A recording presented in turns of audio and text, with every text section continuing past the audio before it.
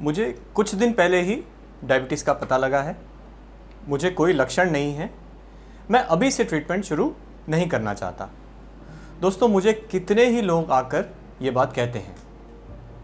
क्या ये अप्रोच सही है?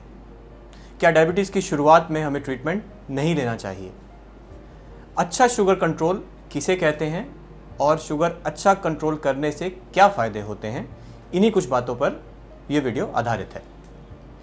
दोस्तों, आमतौर पे बहुत सारे लोग डायबिटीज़ जब पहली बार पता लगता है उस वक्त ट्रीटमेंट लेने से कतराते हैं, शुरू नहीं करना चाहते।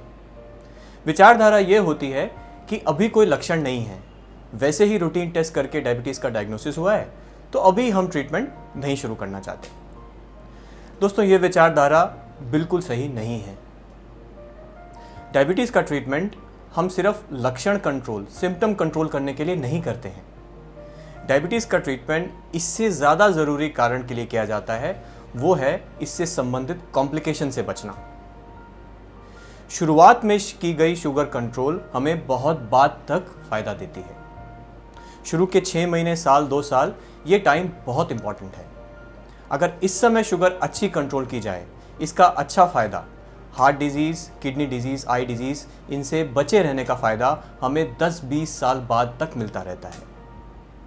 ये कुछ ऐसा हो गया जैसे अगर हम म्यूचुअल फंड्स में आज इन्वेस्ट करें, उसका पूरा बेनिफिट हमें 10-15 साल बाद जाके मिलता है। मेडिकल टर्म्स में इस चीज़ को लेगेसी इफेक्ट इन डायबिटीज़ कहते हैं। आप इसे गूगल करके पढ़ सकते हैं। ये जो लेगेसी इफेक्ट इन डायबिटीज़ है, ये मैं नहीं कह रहा, इसके पीछे बहुत ठोस वैज्ञानिक प्रमाण है। मैं यहाँ एक स्टडी कोट करता हूँ, यूकेपीडीएस। आज से कई साल पहले ये स्टडी की गई थी। दुनिया भर में इस स्टडी का लोहा माना जाता है, इस स्टडी को कोट किया जाता है।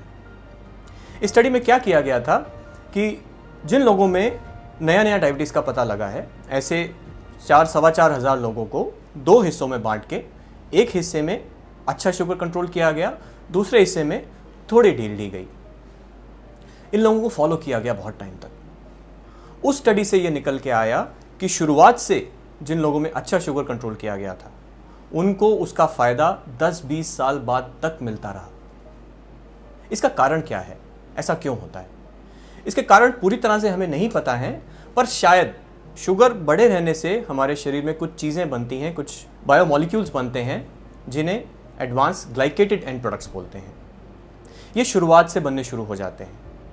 तो शुरू से अगर अच्छा ग्लूकोज कंट्रोल करें, ये नहीं बनते और उसका अच्छा फ़ायदा हमें डेकेड्स बाद तक मिलता रहता है।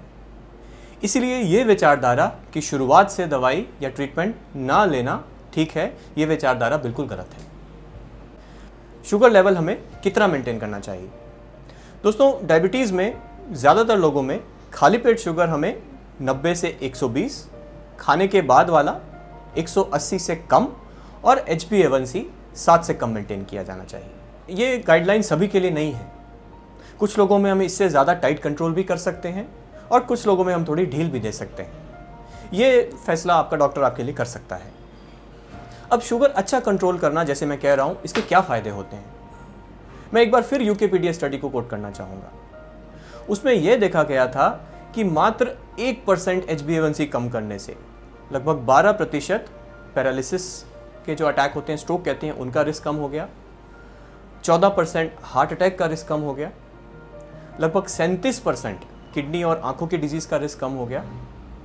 43% जो पैर में इन्फेक्शंस हो जाते हैं, जिसकी वजह से पैर खराब हो जाते हैं, उसका रिस्क कम हो गया। ये सारे फ़ायदे मात्र 1% HbA1c कम करने से हुए।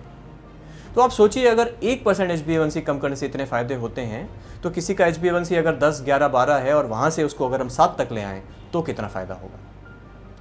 तो दोस्तों, कुल मिला के इस वीडियो का टेक होम मैसेज वो ये है कि ये विचारधारा कि डायबिटीज़ की शुरुआत में जब लक्षण नहीं है तब ट्रीटमेंट नहीं लेना चाहिए, ये विचारधारा बिल्कुल गलत है।